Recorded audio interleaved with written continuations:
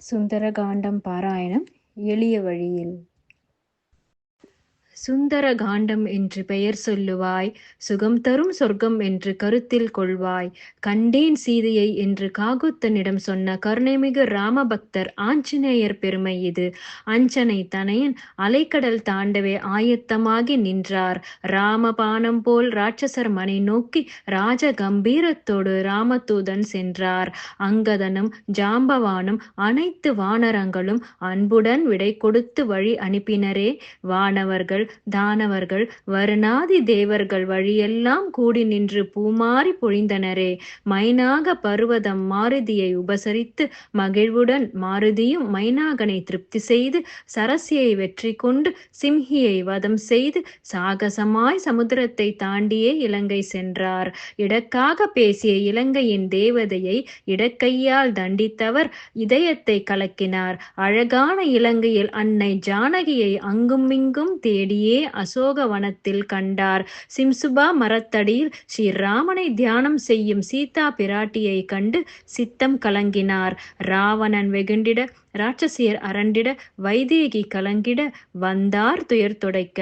கனையாழி கொடுத்து ஜெயராமன் சரிதம் சொல்லி சூடாமணி பெற்று கொண்ட சுந்தர ஆஞ்சநேயர் அன்னையின் கண்ணீர் கண்டு அரக்கர் மேல் கோபம் கொண்டு அசோகவனம் அழித்து அனைவரையும் ஒழித்தார். பிரம்மாஸ்திரத்தினால் பிணைத்திட்ட ஆஞ்சநேயர் பட்டாபிராமன் தன் பெருமையை எடுத்துரைக்க வெகுண்ட இலங்கை வேந்தன் வையுங்கள் தீ வாளுக்கென்றார். வைத்த நெருப்பினால் வெந்ததே இலங்கை நகர். அரக்கனின் அகந்தையை அழித்திட்ட அனுமனும் அன்னை ஜானகியிடம் அனுமதி பெற்று கொண்டார். ஆகாய மார்க்கத்தில் ஆஞ்சநேயர் தாவி வந்தார். அன்னையை கண்டுவிட்ட ஆனந்தத்தில் மெய்மறந்தார்.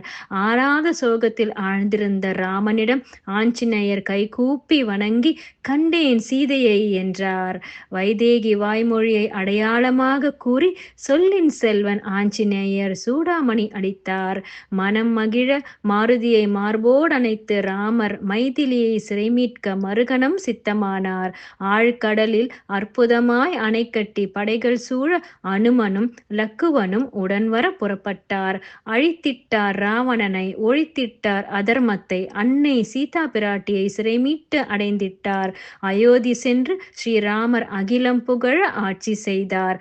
அவரை சரணடைந்தவர்க்கு அவர் அருள் என்றென்றும் உண்டு. எங்கெங்கு ரகுநாத கீர்த்தனமோ அங்கங்கு சிரம்மேல் கரம் குவித்து மனம் போல நீர் சொரிந்து ஆனந்தத்தில் மூழ்கி கேட்கும் பரிபூரண பக்தனே ஸ்ரீ ஆஞ்சநேயனே, உங்களை பணிகின்றோம் பலமுறை. தினம்தோறும் சுந்தரகாண்டத்தை பாராயணம் செய்யும்போது மனதைரியம் அதிகரிக்கும், மன வலிமை உண்டாகும், நம்முடைய கவலையெல்லாம் மறந்து போகும்.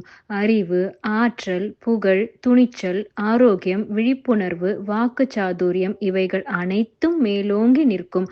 குறிக்கோளை விரைவாக அடையலாம். நாம் செய்த பாவங்கள் அனைத்தும் நீங்கும். கடவுளை விரைவாக நெருங்கும் சூழலை நமக்கு ஏற்படுத்தி கொடுப்பது இந்த சுந்தரகாண்ட பாராயணம்.